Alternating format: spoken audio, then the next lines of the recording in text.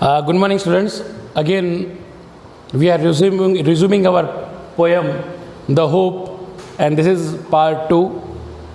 If you remember, yesterday we had a short discussion. You can say rather, I had explained you what hope has different definitions.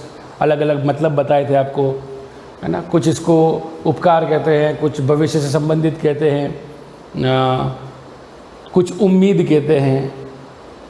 But फिर हमने कल पढ़ा था कि जो कवि है वो उसको आत्मा का सृजन कहते हैं, कि वो आत्मा से ही अपने आप उत्पन्न होती है। अपनी जो फेवरेबल कंडीशन होती है, हमारे पक्ष की जो परिस्थितियाँ होती है, उसमें वो अपने आप अस्तित्व में आ जाती है। तो उम्मीद कहीं से आपको लेने की ज़रूरत नहीं होती है, आपके मन में, आपके आत्मा में अचानक उत्पत्ति हो जाती है। ये देख पा रहे हैं हम लोग। Hope is given different names. Hope को अलग अलग नाम दिए गए हैं। सम कॉल इट एक्सपेक्टेशन, कुछ उसे उम्मीद बुलाते हैं। Others term it future relevance, कुछ उसे भविष्य से संबंधित बताते हैं। Some others think it a measure of benefication, कुछ उसको ऐसा कदम मानते हैं कि इससे उपकार करने का कदम मानते हैं, कि जब हम करेंगे तो कोई हम पे दूसरा भी उपकार करेगा। ये भी है, इसीलिए हम कहते हैं कि हमको दूसरों की उम्मीद पे खरा उतरना है, या हम उम्मीद करते हैं। और यहाँ पर हम देखते हैं, जो पोएट लिखता है, to me hope is creation of soul, तो ये आत्मा का सृजन है। और आत्मा का सृजन क्यों है? क्योंकि आत्मा जिस चीज़ की मांग करती है, the soul that demands anything, and if it is fulfilled, अगर आपकी मांग, आपकी उम्मीद पूरी हो जाती है, तो आपको बड़ा अच्छा लगता है। कल बताया था मैंने, आप अपने माता पिता से कुछ मांगते हैं, जब आपको मिल जाता है तो आपको आनंद की अनुभूति होती है। So that makes us feel pleasuresome. यहाँ तक तो हो गया था। अब हम आगे बढ़ते हैं। अब जब आप आनंदित हो जाते हो तो अब आप क्या करते हो? एंड लीप यहाँ पे उछलना, आगे बढ़ना। With enthusiasm and glow. Enthusiasm का मतलब होता है उत्साह, जोश भर जाता है आपके अंदर, और ग्लो आ जाती है, चमक आ जाती है। जब हम देखते हैं कि आपका एग्ज़ाम का रिज़ल्ट आने वाला होता है, तो हम उम्मीद करते हैं कि मेरे अच्छे से मार्क्स आएंगे, और उस उम्मीद के अकॉर्डिंग आपके मार्क्स आएंगे, then you will be happy. आप में जोश भर जाएगा कि अब मैं अगले एग्ज़ाम में और ज़्यादा मार्क्स लाऊंगा। And then there will be shine on your face, आपके चेहरे पे एक चमक आ जाएगी। So this is field due to the positivity. अभी हम सकारात्मक पक्ष की बात कर रहे हैं। फिर आगे बढ़ते हैं। इन पास्ट, भूतकाल में, we have survived on hope. भूतकाल में भी हम लोग ने अपना अस्तित्व कैसे बचाया है? इस उम्मीद से ही बचाया है। इसका सीधा उदाहरण मैं आपको किसानों से बताऊंगा कि भले ही कितनी बार, कई भारत के भागों में कई बार अकाल पड़ता है, 1 साल, 2 साल, 3 साल, लेकिन किसान कभी उम्मीद नहीं छोड़ता है। वो तभी तो वो भूतकाल से अभी तक बच पाया है। उसको उम्मीद क्यों है? क्योंकि उसको उम्मीद है, पता है कि बारिश तो आएगी, आज नहीं तो कल आएगी, लेकिन आएगी ज़रूर। So that is the hope. और इसीलिए हम भूतकाल से लगा करके वर्तमान तक अभी उस उम्मीद के सहारे ही बच पाए हैं। तो होप क्या करता है? सबसे इंपॉर्टेंट क्वेश्चन आ रहा है, सबसे इंपॉर्टेंट लाइन आ रही है, hope kills negativity inside. Hope जो है वो हमारे अंदर की नकारात्मकता को मार देती है। आपने देखा होगा, हमारे आस पड़ोस में, परिवार में, जब किसी को पैसे की ज़रूरत होती है, if he is in need of money, तो वो क्या करते हैं? वो कहते हैं कि यार मैं उससे मांगूंगा, वो उससे मांगूंगा। अब आपने फर्स्ट पर्सन से मांगा, उसने मना कर दिया, तो क्या आप मांगना छोड़ देंगे? आप उम्मीद छोड़ दोगे? नहीं, आप अपना ट्राई जो है, योर ट्राई, आपके जो एफर्ट्स है वो बढ़ाओगे, आप दूसरे रिसोर्सेज पे जाओगे, और जब हम कोशिश करते हैं तो कोई ना कोई हमको सक्सेस मिल जाती है। सो होप किल्स नेगेटिविटी, हमारे अंदर की नकारात्मकता को मार देती है। अगर एक ने मना किया तो हम ये नहीं सोचते दूसरा भी मना करेगा, हम दूसरे के पास उम्मीद लेके जाते हैं। और जब हमारी उम्मीद पूरी हो जाती है, when our hope is fulfilled inside and fills us with calm and quiet, हमारी उम्मीद जब पूरी हो जाती है तब हम खामोश और शांत हो जाते हैं। छोटे से बच्चे को देखो, कल बताया था मैंने, वो रोता है इस उम्मीद में कि मेरी माँ मेरे पास आएगी और मुझे दूध पिलाएगी। दूध पीने के बाद कैसा हो जाता है वो? वो खामोश हो जाता है, शांत हो जाता है, सो जाता है. So that thing is that वो तब तक रोता रहेगा जब तक उसके उम्मीद पूरी नहीं होती है, और इंसान भी तब तक काम करता है जब तक कि उसकी उम्मीद पूरी नहीं होती है. अब यहाँ पे देखिए, अब यहाँ पे फर्स्ट एग्जाम्पल आ रहा है. Hope makes the bird fly. एक पक्षी उड़ता है अपने घोंसले से. Flies from the nest. आपको भूख लगी है, आपको पता है कि खाना कहाँ मिलेगा, घर पे पापा मम्मी नहीं है लेकिन आपको कुछ खाना है, आपको पता है कि होटल में नाश्ता मिलेगा या उस जगह पे वहाँ पे जाएंगे तो कुछ हमको रिफ्रेशमेंट मिल जाएगा, आपको पता है. लेकिन पक्षियों को क्या पता है, उनको वो कौन सी होटल पे जाते हैं, लेकिन वो उस उम्मीद में अपना घोंसला छोड़ते हैं कि हमको खाना मिलेगा. क्या मिलेगा, खाना मिलेगा. और खाना नहीं मिलेगा तो अपने घोंसले के लिए एक तिनका लेके आएंगे. देखिए, दिस इज द होप. एक नहीं तो दूसरा, पूरा तो होगा कुछ ना कुछ मेरा काम. In search of food for their young ones. अपने छोटे बच्चों के लिए वो भोजन लाते हैं. And material to build their homes. और अपने घर को बनाने का मटीरियल लाते हैं. तो वो क्या उम्मीद लेके जाते हैं, पहली उम्मीद, first hope is that they are in search of food for their young ones. अपने बच्चों के लिए वो भोजन ढूंढ रहे हैं. एंड सेकंड थिंग कि अगर भोजन नहीं मिला तो वापस उड़ते हुए क्या करेंगे, वो कुछ ना कुछ तो तलाशते होंगे. Then they will find the building material for their nest. अपने घर के लिए वो लेके आएंगे. लेकिन कहने का मतलब क्या है कि अपना प्रयास जो है वो किसी तरह से वो खाली नहीं करते. आपने कई बार एक कहानी सुनी होगी, कहानी कि एक बार एक मकड़ी थी, वो दीवार पर चढ़ने की कोशिश करती और बार बार नीचे गिर जाती. तो king Bruce and the spider के नाम से वो स्टोरी मशहूर है कि जब उसने इतनी बार प्रयास किया, बार बार गिरी थी, लेकिन अंततः उसने प्रयास से वो पहुंच गई. सो this is all about efforts. उम्मीद के साथ साथ आपको एफर्ट्स भी करने होते हैं. केवल उम्मीद करने से काम नहीं चलता. अगर किसान आकाश की तरफ हाथ करके बैठ जाएगा कि बारिश आएगी और फसल होएगी, तो नहीं होगी. जब तक वो हल नहीं जोतेगा, unless and until he will plow the field, he will sow seeds, बीज उगाएगा, और जब बारिश होगी तब फसल होगी. So the hope, for the hope and efforts both are important. केवल उम्मीद करने से काम नहीं होता है ना. तो this is all about efforts and hope. तो आज जो हमने यहाँ तक पढ़ा, एक एग्जाम्पल तक, इसको वापस आप पढ़िएगा. आज हमने कहाँ से पढ़ा है मैं बता देता हूँ आपको. And leap with enthusiasm and glow. कि हम जब हमारी उम्मीद पूरी हो जाती है, हम खुशी से उछलने लग जाते हैं, हमें जोश बढ़ जाता है और हमारे मुंह पे चमक आ जाती है. In past we have survive on hope. और पास्ट में भी हम लोग ने उसी के उम्मीद पर हम लोग सर्वाइव किए हैं. Then we surmise so future because of hope. और इसीलिए हम भविष्य का अंदाज़ा लगा पाते होप के कारण.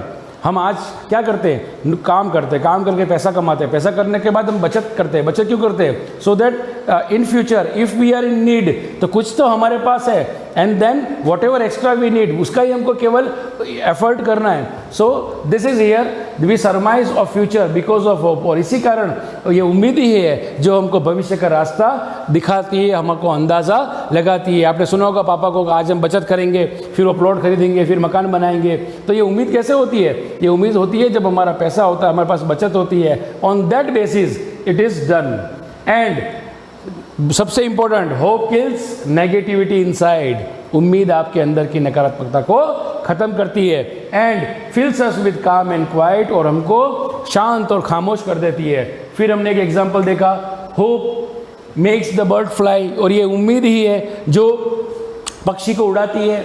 क्यों उड़ाती है, why it flies, it flies in search of food for young ones. अपने बच्चों के लिए भोजन के लिए उड़ते हैं. लेकिन अगर उनको भोजन नहीं मिलता तो वो खाली नहीं आते हैं, वो अपने साथ अपने घोंसले का एक तिनका लेकर के आते हैं और अपने घोंसले को बनाते हैं. इसको कहते हैं कि उम्मीद के साथ अपने एफर्ट्स को भी डालना. सो अब हमारे पार्ट 3 में हम कल दूसरा पढ़ेंगे कि कैसे एक कली के बारे में, पत्तों के बारे में, ट्रीज के बारे में एग्जाम्पल दिया गया है. तब तक इसको वापस again revise it and try to learn it. Okay, thank you.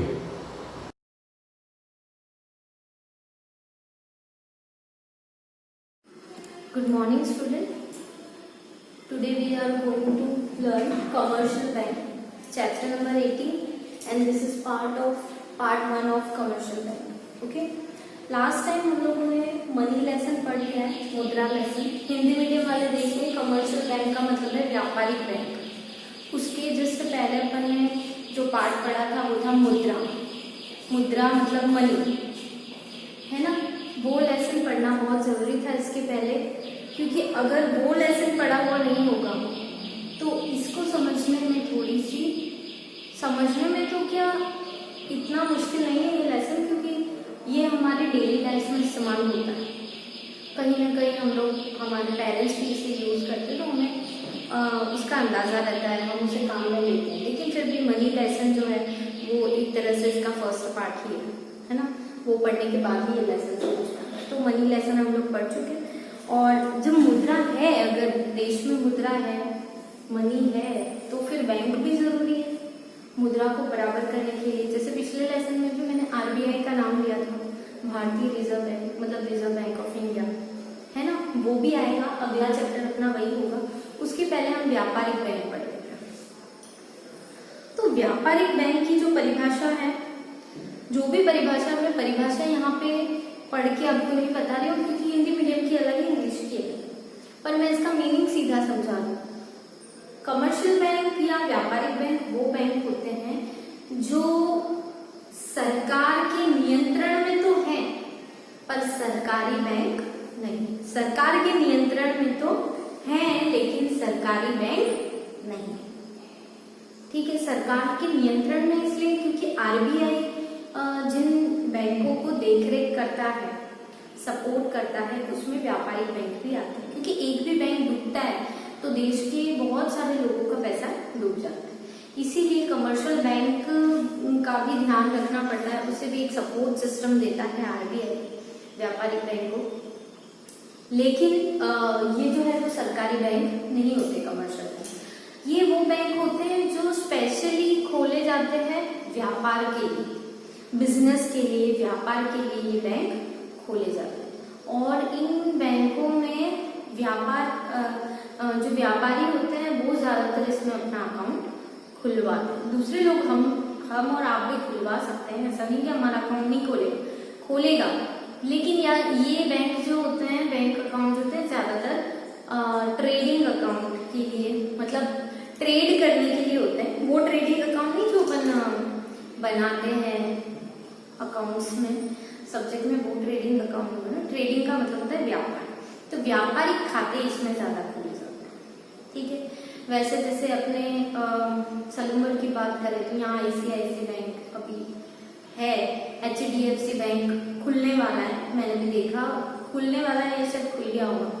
और कैनरा बैंक है, ये कैनरा बैंक में मेरा भी अकाउंट है। जैसे हमारे सैलरी अकाउंट जो है वो कैनरा बैंक है।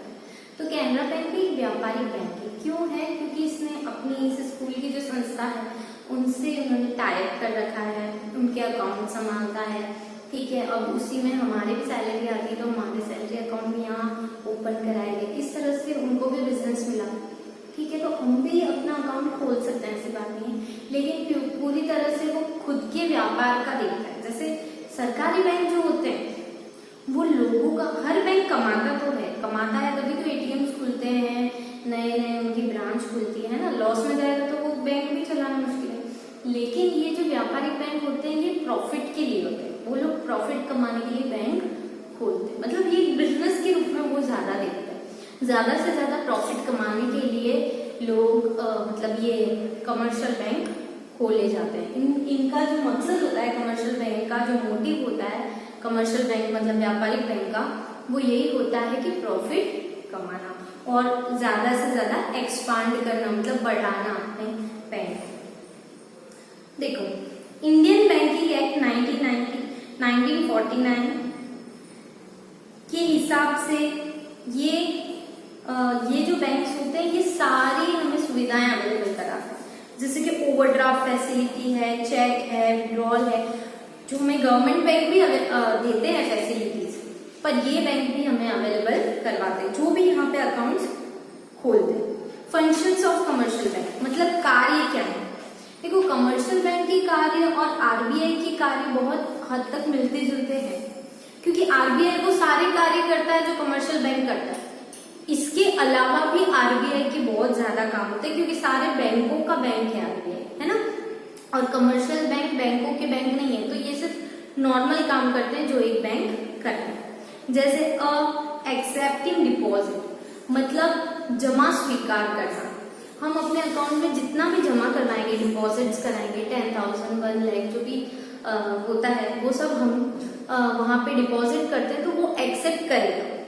पर आपको उनकी वर्किंग आवर में जाना पड़ेगा, उसके अलावा आप जाओगे तो फिर वो ना बोल सकता है, ठीक है। और वर्किंग डेज पे जाना पड़ेगा और उनके जो भी नॉर्म्स है उसके अकॉर्डिंग आपको वहाँ पे अकाउंट ओपन करवाना पड़ेगा, तो वो आपकी जमाएं स्वीकार करेगा। सबसे मतलब पहला जो बेसिक कार्य होता है वो होता है एक बैंक का जमा स्वीकार करना। दूसरा है, अच्छा जमा स्वीकार करना, लेकिन सबके अकाउंट भी अलग अलग होते हैं, जैसे कि सेविंग्स अकाउंट होते हैं, करंट अकाउंट होते हैं। तो सेविंग अकाउंट कौन खोलता है? तो सेविंग अकाउंट एक पर्सनल अकाउंट होता है जो किसी फर्म का अकाउंट नहीं होता, जो सेविंग के पर्पज से खोला जाता है। मतलब नॉर्मल जो लोग हैं, आप हैं, मैं हैं, कोई भी जो नॉर्मल लोग हैं जिनकी सैलरी भी उसमें आ सकती है, वो सेविंग्स अकाउंट होते हैं, ठीक है।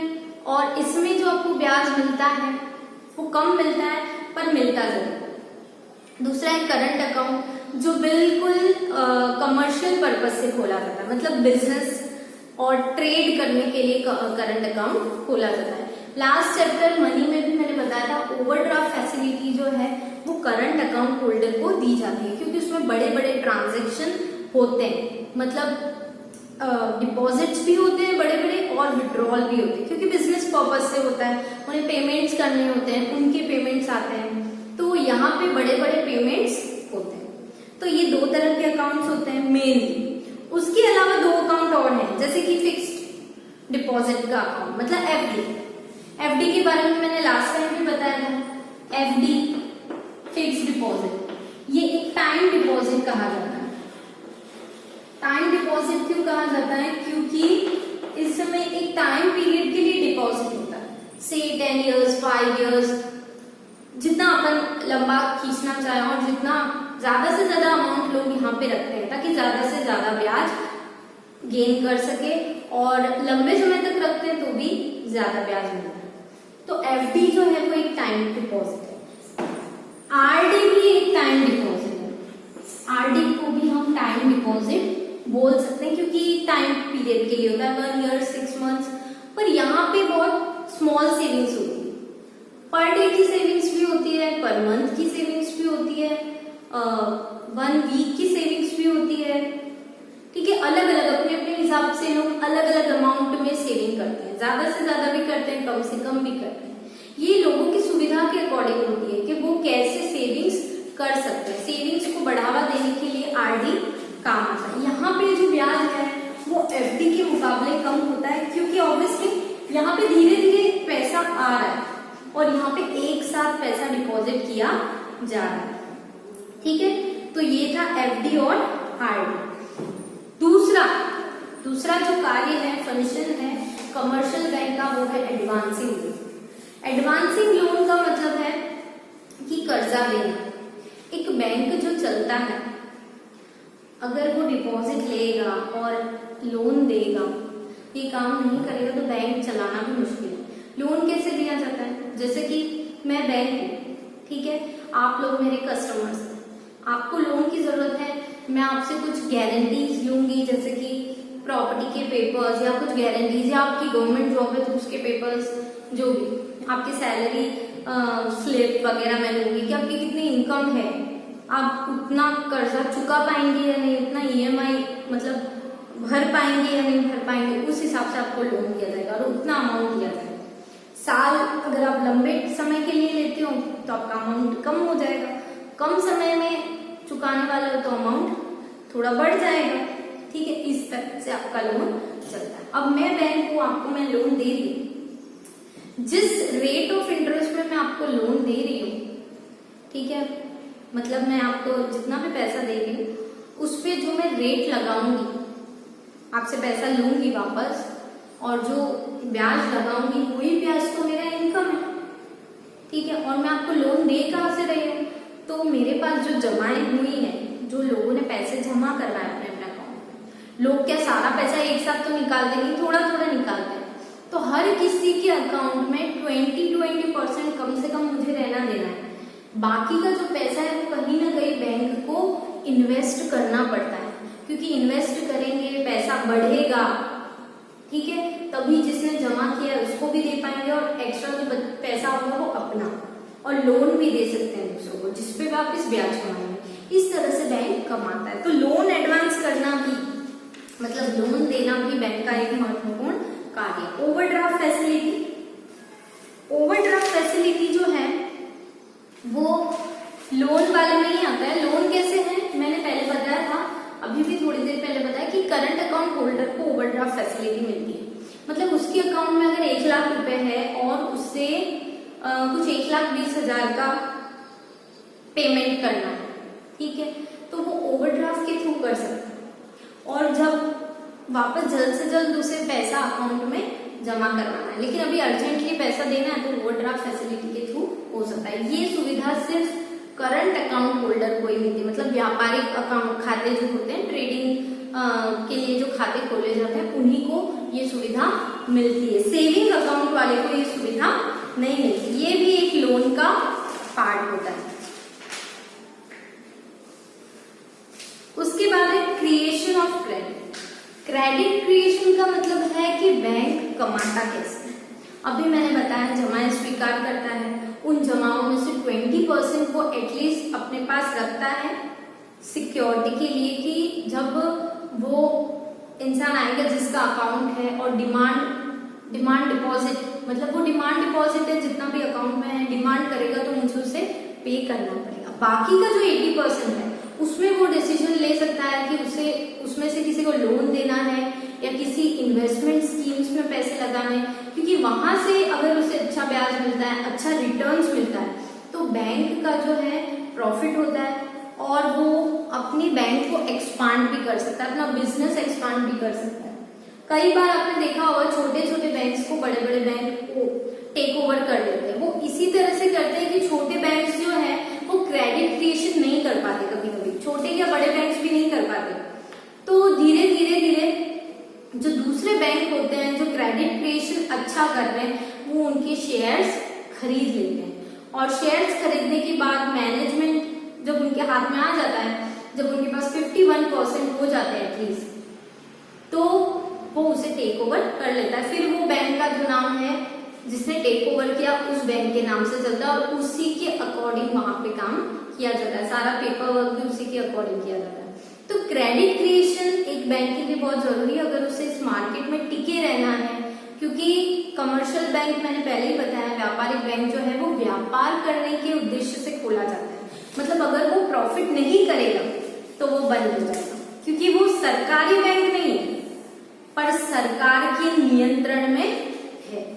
तो कमर्शियल बैंक को अपना पर्पस हमेशा पूरा करना होता है, तो इसीलिए क्रेडिट क्रिएशन बहुत जरूरी है, उसे पैसे बढ़ाते रहना चाहिए। क्रेडिट क्रिएशन का मतलब हिंदी में यह है कि पैसे बढ़ाना, लोन देकर बढ़ाओ या इन्वेस्टमेंट करो, धीरे धीरे पैसे बढ़ाने हैं जिससे बैंक भी आगे बढ़े।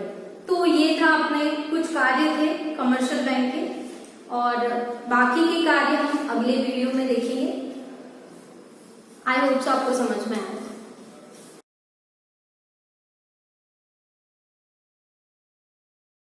साझेदारी सल्लेख, कंटेंट्स ऑफ पार्टनरशिप डीड। जी हाँ दोस्तों, साझेदारों के बीच में दो तरह के कॉन्ट्रैक्ट हो सकते हैं, ऑरल और रिटन।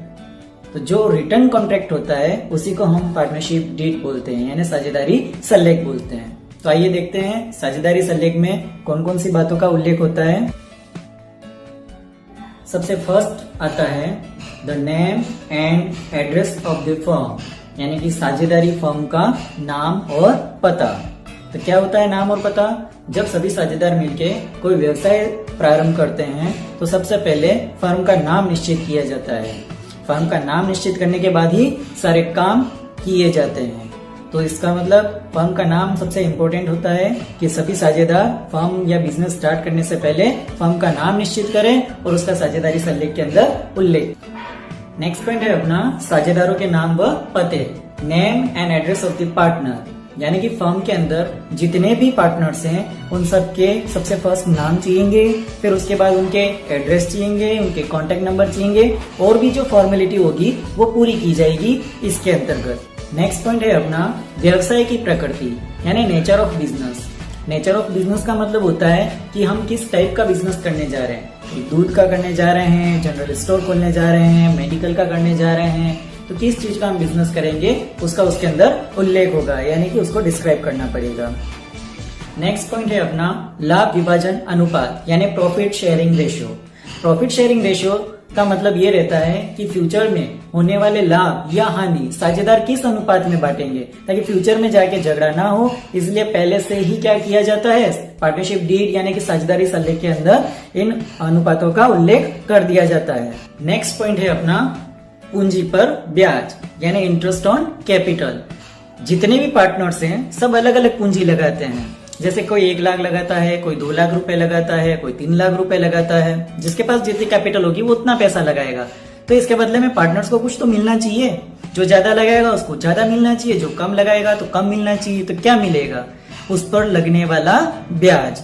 जी हाँ, तो साझेदारों द्वारा जो पूंजी लगाई जाती है उस पर उनको एक निश्चित दर से ब्याज दिया जाएगा। तो ये सारे साझेदार मिलकर के डिसाइड करेंगे कि प्रत्येक साझेदार को अपनी अपनी पूंजी पर कितना दर से ब्याज दिया जाएगा। नेक्स्ट पॉइंट है अपना आहरण की राशि यानी अमाउंट ऑफ ड्रॉइंग। क्या होता है ड्रॉइंग, यदि किसी साझेदार को पैसे की जरूरत अचानक पड़ जाए तो वो कहीं और से पैसे न लेकर के फर्म से पैसे निकालेगा। तो फर्म इसके लिए पहले से ही प्रावधान करके रखेगी कि जिस साझेदार को आहरण की जरूरत पड़ेगी यानी कि ड्राइंग की जरूरत पड़ेगी तो एक लिमिटेड अमाउंट तक निकाल सकता है। नेक्स्ट पॉइंट है अपना आहरण पर ब्याज यानी इंटरेस्ट ऑन ड्राइंग। नाम से ही पता चल रहा है जैसे इंटरेस्ट ऑन ड्राइंग किस पर लगेगा, ड्राइंग पर। जो साझेदार ड्राइंग करेंगे वो उसका इंटरेस्ट पे करेंगे और जो ड्राइंग नहीं करेगा वो इंटरेस्ट पे नहीं करेगा। यानी कि साझेदारों ने जो राशि आहरित की है, निकाली है, उस पर उनको एक निश्चित दर से ब्याज फर्म को देना होता है, जिसे हम इंटरेस्ट ऑन ड्राइंग यानी आहरण पर ब्याज कहते हैं। नेक्स्ट पॉइंट है अपना फर्म की लेखा पुस्तकें रखने की विधि यानी method of recording of firms account. यानी कि जो साझेदारी फर्म है उसके अंदर किस विधि से फर्म में लेखा पुस्तकें रखी जाएगी। साझेदारों को देय वेतन, bonus, commission, partner salary, bonus, commission. जी हाँ दोस्तों, कि हर एक साझेदार को सैलरी, बोनस और कमीशन कितना मिलेगा या नहीं मिलेगा, किस हिसाब से दिया जाएगा, किस दर से दिया जाएगा, इन सारी बातों का उल्लेख पार्टनरशिप डीड के अंदर किया जाता है। खातों का अंकेक्षण यानी ऑडिटिंग ऑफ अकाउंटिंग। जी हाँ, फर्म की जो लेखा पुस्तकें हैं उनका निरीक्षण करने के लिए, उनको चेक करने के लिए एक अकाउंटेंट या चार्टर्ड अकाउंटेंट अपॉइंट किया जाएगा। तो वह अंकेक्षक यानी ऑडिटर 3 माही, 6 माही या एनुअल बेस पर आकर के खातों को चेक करेगा और उसके बाद उसको कितनी फीस दी जाएगी इसका बारे में भी उल्लेख इसके अंदर किया जाएगा। ड्यूरेशन ऑफ पार्टनरशिप यानी साझेदारी की अवधि। जी हाँ, किसी भी फर्म को स्टार्ट करने से पहले उसका समय सीमा निश्चित कर ली जाती है कि हमें एक फिक्स टर्म के लिए चलाना है या नॉन फिक्स टर्म के लिए चलाना है। तो जिस टर्म के लिए चलाना है उसका उल्लेख इस पॉइंट के अंदर किया जाएगा। Partners loan and interest on partners loan, साझेदारों के ऋण और उन पर ब्याज। जी हाँ दोस्तों, एक साझेदार फर्म को 2 तरह से पैसे दे सकता है, एक पूंजी के रूप में और दूसरा ऋण के रूप में यानी कि कैपिटल और लोन के रूप में। और दोनों में क्या मिलेगा, उसको ब्याज मिलेगा। लेकिन पूंजी पर जो मिलेगा उसको पूंजी पर लगने वाला ब्याज मिलेगा और ऋण पर जो मिलेगा ब्याज उसे ऋण पर मिलने वाला ब्याज कहा जाएगा यानी इंटरेस्ट ऑन लोन कहा जाएगा। तो ये इंटरेस्ट ऑन लोन किस दर से दिया जाएगा, कितने प्रतिशत दिया जाएगा, इसका उल्लेख किया जाएगा साझेदारी सल्लेख में। Method of maintaining partners capital account यानी साझेदारों के पूंजी खाता रखने की विधियां। यदि साझेदार भविष्य में चाहते हैं कि उनके पूंजी खातों में कोई परिवर्तन ना हो तो इसके लिए वो स्थिर पूंजी खाता यानी कि फिक्स कैपिटल मेथड यूज करेंगे, और चाहते हैं कि उनके पूंजियों में परिवर्तन हो सकता है तो इसके लिए वो फ्लक्चुएटिंग कैपिटल मेथड यूज करेंगे यानी कि परिवर्तनशील पूंजी खाता विधि यूज करेंगे, जिसके लिए पहले से ही उल्लेख किया जाएगा कि वो साझेदार क्या चाहते हैं। Right, duties and liabilities of partner यानी साझेदारों के अधिकार, कर्तव्य और दायित्व। साझेदारों के अधिकार से मतलब है कि प्रत्येक साझेदार को फर्म के अंदर संचालन का अधिकार रहेगा, उनकी लेखा पुस्तकें देखने का अधिकार रहेगा, निरीक्षण करने का अधिकार रहेगा, फर्म की लेखा पुस्तकों की कॉपी, फोटोकॉपी यानी प्रतिलिपि लेने का अधिकार रहेगा। तो अगर साझेदारों को अधिकार मिलते हैं तो साथ में कर्तव्य और दायित्व का निर्वहन भी उसके लिए जरूरी हो जाता है, जिसका उल्लेख साझेदारी सल्लेख में किया जाता है कि वह किस किस प्रकार रिस्पॉन्सिबल रहेगा फर्म के कार्यों के लिए। सेटलमेंट ऑफ डिस्प्यूट्स यानी कि विवादों के निपटारों की विधि।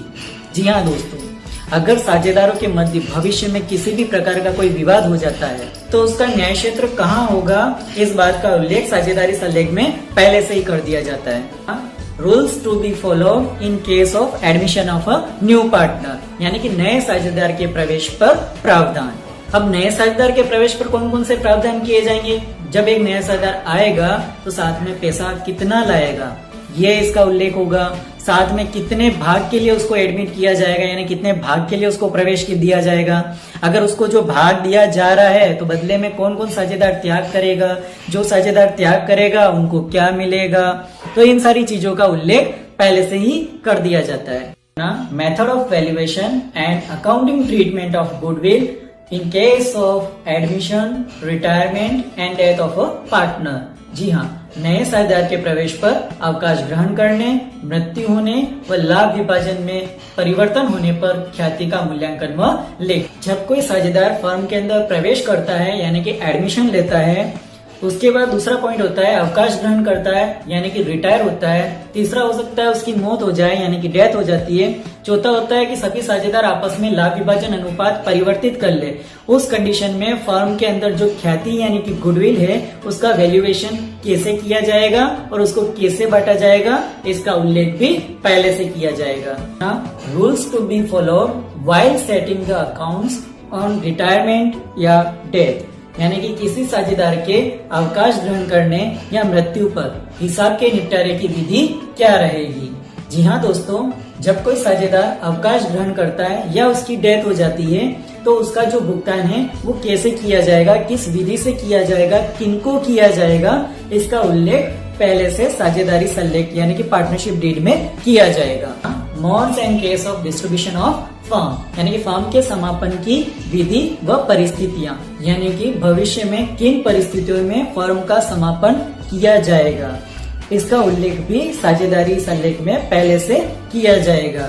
नेक्स्ट पॉइंट है settlement of accounts on dissolution of firm यानी कि साझेदारी फर्म के समापन पर हिसाब के निपटारे की विधियां। जब समापन किया जाएगा तो सबसे पहले भुगतान किनको करना है, इस बात का उल्लेख साझेदारी सल्लेख में किया जाएगा।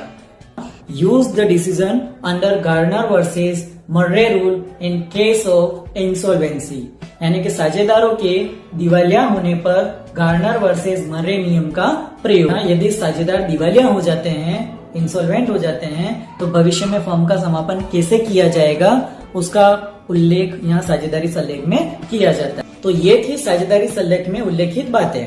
आइए एक बार वापस देख लेते हैं और इस पर बनने वाले महत्वपूर्ण क्वेश्चन भी नोट कर लेते हैं।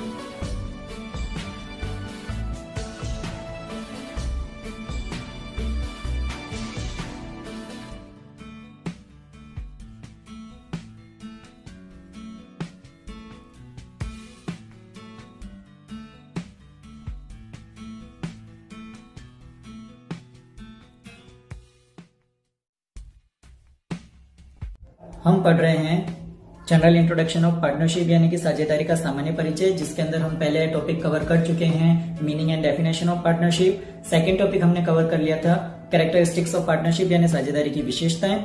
आज हम कवर करने जाएंगे टाइप्स ऑफ पार्टनरशिप यानी साझेदारी के प्रकार। साझेदारी मुख्य रूप से 4 प्रकार की होती है। सबसे पहले दायित्व के अनुसार साझेदारी यानी बेस्ड ऑन लायबिलिटी।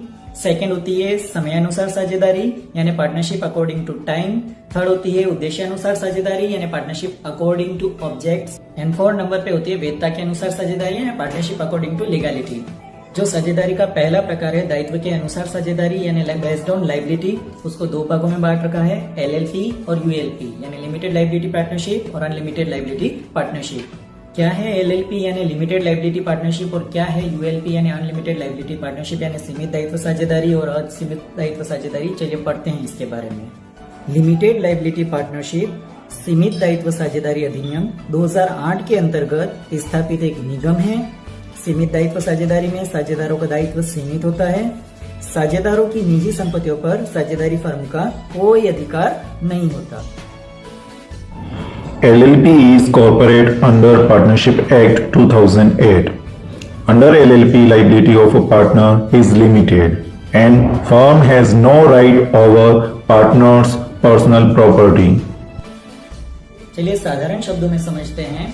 ऐसी साझेदारी जिसमें साझेदारों का दायित्व उनके द्वारा लगाई गई पूंजी तक ही सीमित होता है, यानी कि साझेदारों की निजी संपत्ति पर फर्म का कोई अधिकार नहीं होता, ऐसी साझेदारी सीमित साझेदारी कहलाती है। असीमित दायित्व साझेदारी जब फर्म के दायित्वों को चुकाने के लिए सभी साझेदार संयुक्त व व्यक्तिगत रूप से उत्तरदायी होते हैं तो ऐसी साझेदारी असीमित दायित्व साझेदारी कहलाती है। When all partners to pay the firm's liability, if they are jointly and personally responsible partnership, are called unlimited liability partnerships. चलिए आसान से शब्दों में समझते हैं।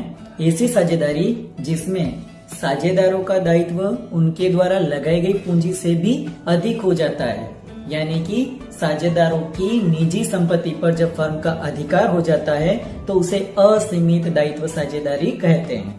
अब चलते हैं साझेदारी के दूसरे प्रकार के बारे में, समयानुसार साझेदारी, जिसको 2 भागों में बांट रखा है, निश्चितकालीन साझेदारी, अनिश्चितकालीन साझेदारी यानी fix term partnership, non fix term partnership. निश्चितकालीन साझेदारी ऐसी साझेदारी जिसकी स्थापना एक निश्चित समय के लिए की गई हो, निश्चितकालीन साझेदारी कहलाती है तथा उस समय के समाप्त होते ही साझेदारी स्वतः समाप्त हो जाती है।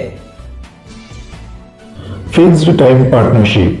A partnership that is established for a fixed time is called a fixed time partnership and the partnership ends automatically at the end of that time. आसान से शब्दों में समझे तो निश्चित समय के लिए की जाने वाली साझेदारी निश्चितकालीन साझेदारी कहलाती है। जैसे X और Y 2 जने मिलकर सोचते हैं कि सर्दियों का मौसम आने वाला है तो ऊनी कपड़ों का या गर्म कपड़ों का व्यापार करते हैं। तो दोनों मिलकर व्यापार करते हैं और जैसे ही सर्दियों का मौसम चला जाता है तो क्या उनका बिजनेस उसके बाद चलेगा? नहीं ना।